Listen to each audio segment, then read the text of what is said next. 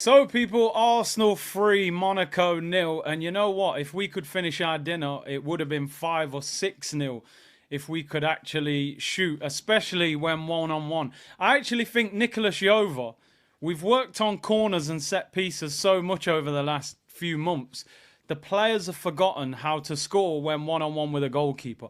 We got the job done in the end, people, but we made hard work of it. It could have been 3 or 4 nil by half time. However, pleasing victory, 3 goals. No goals from set pieces tonight, which is good. We're not Stoke City FC tonight.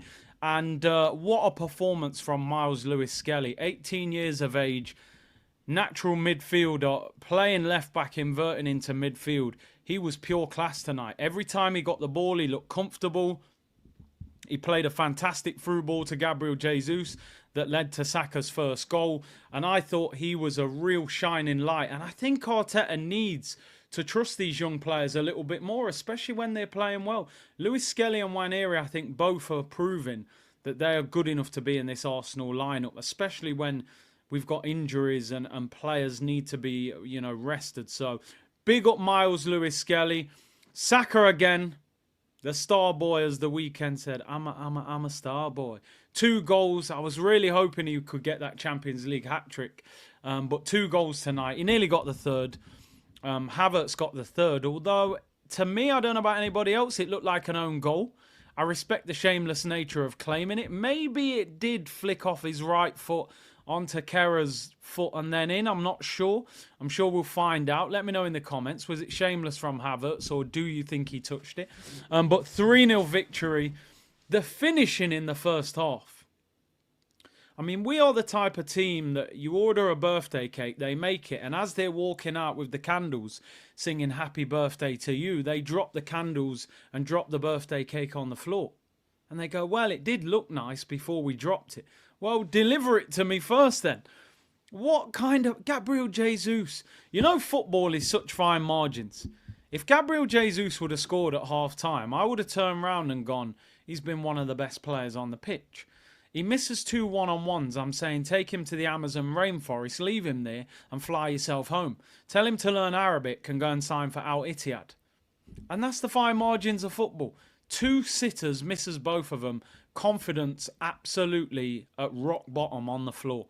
Then Odegaard gets one-on-one. I'm kind of calm when Odegaard's one-on-one, even though he doesn't shoot that often, because I'm thinking very composed player, cultured left foot, confidence is high. He drags it wide. How are you missing that one? Half the pitch to yourself to run through and misses the target. Could have took it round him, chipped him, opened up your body, drilled it. Just hit the target.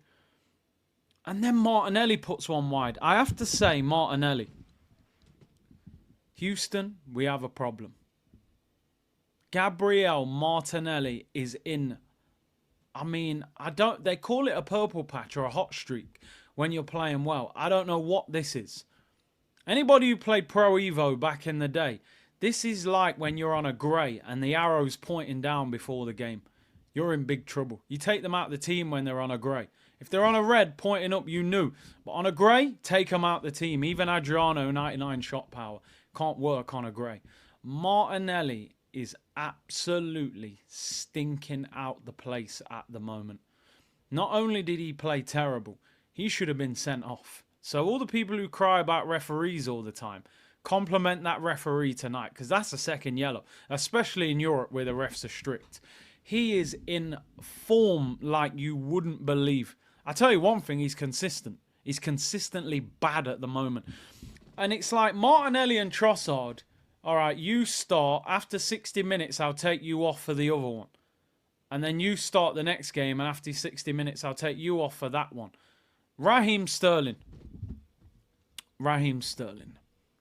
Let's find out his full name because it's serious. It's serious. Raheem Shaquille Sterling. I mean, we might as well have Shaquille O'Neal on the bench, to be honest. You know? Because he's played about as much football as he's played this season. Any idea why we've signed Raheem Sterling? Other than to sell Jamaica merch close to Carnival. When we brought out the Jamaica tracksuit. £100,000 a week. Like, I'm being serious here when I'm saying this, and people will laugh or say conspiracy theory. Are we in debt to Chelsea? Have Chelsea saved us from debt at some stage in our career? Bailed us out with like 50 million or something? Because something ain't right, people. Something ain't right. Gallas, Benayoun, David Luiz, Peter Cech, Willian, Raheem Sterling, Jorginho Havertz. How many times do you need to be burnt before you realise you shouldn't put your hand on that fireplace? How many times? Why do we sign Chelsea's leftovers all the time? Why is Sterling on loan not playing? Ever. Ever. In any competition. Have we signed him and just said, listen, Raheem, you'll play every Carabao Cup game. That's about the best I can do for you, mate. You won't play any minutes in any other competition. It's crazy. Raheem the dream. Raheem the nightmare for him at the moment. Waneri got a little cameo towards the end. Back four was decent. Kivior did better today. On Sunday or Saturday, whenever we played Fulham, I said, get rid of him. Don't ever want to see him play for Arsenal again. We were forced to play him tonight. He was better. Him and Saliba were solid. Lewis-Skelly did well. Partey did well, you know. He'll go under the radar at right back, but he was solid. And Timber did really well when he came on. Could Timber actually play centre mid? He really buzzes about the pitch, and I know his brother plays in midfield, so maybe he could go there. One thing I will say about tonight, I know we've ended up scoring 3 goals, but if ever there was a game that shows you that Arsenal need attacking players in the January window, whether that's a striker or a left winger, or both ideally, then it's tonight, because I'm convinced we win 5 or 6-0 tonight if we've got a prolific striker at the top of the pitch. We've won 3-0 in the end, but I think we could have quite easily annihilated Monaco and won that game by half-time. And I really hope, you know, Jesus and Havertz, Trossard and Martinelli, it's like flipping a coin. You're not really that happy with any of the outcomes. You need a better striker and you need a better left winger. Arsenal need to address that in January. Positive thing tonight, people. Arsenal up to 3rd in the Champions League group. Our final 2 games against Dynamo Zagreb and Girona, 2 teams that are lower to mid-table. Manchester City have been beaten tonight again. They lose all the time. 115 charges, 130 charges now, apparently, against them. We need to qualify in that top 8, avoid having to play a qualifier, play another 2 games. At the moment, Real Madrid, Manchester City, Atletico Madrid, Juventus, PSG, big teams look like they're going to play each other over a 2-legged playoff, and I want Arsenal to stay out of that. I'm not completely over Fulham, but I'm a little bit more over Fulham than I was before the game. You know, the jackets that they warmed up in, they look good. They were good jackets, but I ain't going anywhere near them. I'm still not over Fulham completely. Big week for Arsenal. Big week. Everton at the weekend has to be 3 points at home. Crystal Palace next week. Carabao Cup, a competition I want to see Arsenal win. And then Crystal Palace on the weekend. The dynamics of playing Palace twice in the same week, once at home, once away, will be very interesting. Carabao Cup game against them on Wednesday at the Emirates.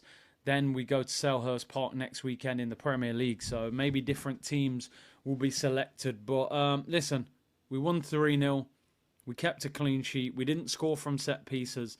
Saka gets another 2, puts the numbers up. Probably man of the match for me. You know, important goals, plays a big part in the 3rd goal. So the Starboy turned up again. Job done. Let me know in the comments who was your man of the match. And what did you make of the performance? What striker would you like to see Arsenal go for in January? Realistically, one that is achievable. I think you've got to get Gyökeres. I don't think you can get Isak. I think you can get Osimhen as well. I would like to see Gyökeres. Osimhen would be the plan B. I think Isak would have to be a summer deal. January, I mean, I'd love to see Kvara from Napoli or Rafa Leao, but both would be difficult to do in January and very expensive. Maybe you could get Nico Williams a bit earlier as he has that release clause. But again, he's not having a great season. So let me know in the comments. Job done. 3-0. 3rd in the Champions League group. Better than Fulham. Still not over Fulham completely. But we build people. See you all soon. Take care, everyone. Bless.